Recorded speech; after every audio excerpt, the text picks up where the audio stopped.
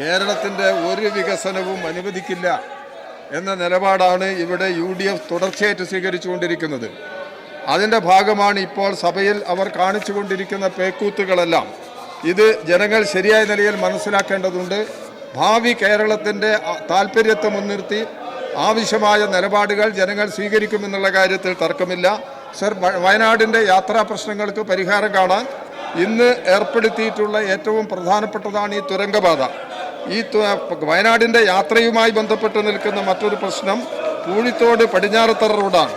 ഈ പൂഴിത്തോട് പടിഞ്ഞാറത്തറ റോഡിൻ്റെ നിർദ്ദിഷ്ട DPR തയ്യാറാക്കിയിട്ടുണ്ടോ, ഈ റോഡിൻ്റെ DPRൽ ടണൽ നിർമ്മാണവും ഉൾപ്പെടുത്തിയിട്ടുണ്ടോ എന്നുള്ള കാര്യം വ്യക്തമാക്കാമോ?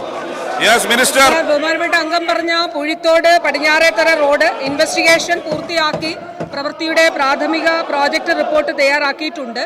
ഈ പ്രവൃത്തിയുടെ പ്രാഥമിക പ്രോജക്റ്റ് റിപ്പോർട്ട് പ്രകാരം റോഡിന്റെ ആകെ നീളം 20.918 കിലോമീറ്റർ ആണ്. ഇതിൽ 4.675 കിലോമീറ്റർ നീളത്തിൽ ടണൽ കൂടി നിർദ്ദേശിച്ചിട്ടുണ്ട് സർ. ഇതിൽ ഭൂമി ഏറ്റെടുക്കൽ ഉൾപ്പെടെയുള്ള പ്രാഥമിക രൂപരേഖയാണ് തയ്യാറാക്കിയിരിക്കുന്നത്.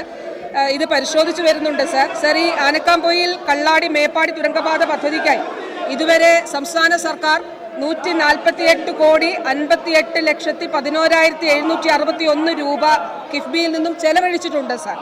ഇതിൽ ഭൂമി ഏറ്റെടുക്കലിനായി കൈമാറിയ 77,51,75,443 രൂപയും നിർമ്മാണ പ്രവൃത്തിയുടെ ഭാഗമായി ചെലവഴിച്ച 67,05,00,000 രൂപയും യൂട്ടിലിറ്റി ഷിഫ്റ്റിങ്ങിനായി KSEBക്ക് കൈമാറിയ 7,36,000 രൂപയും പാരിസ്ഥിതിക ആഘാത പഠനത്തിനായി നൽകിയ 12 ലക്ഷം രൂപയും ഫോറസ്റ്റ് ക്ലിയറൻസിനായി നൽകിയ 3,81,00,000 രൂപയും ഇതിൽ ഉൾപ്പെടുന്നുണ്ട് സർ. ബഹുമാനപ്പെട്ട അംഗം സൂചിപ്പിച്ച വിഷയത്തിൽ ഭൂമി ഏറ്റെടുക്കൽ ഉൾപ്പെടെയുള്ള കാര്യങ്ങളിലാണ് പ്രാഥമിക റിപ്പോർട്ട് തയ്യാറാക്കിയിരിക്കുന്നത്. അതിന്റെ നടപടികൾ പുരോഗമിക്കുന്നുണ്ട് സർ.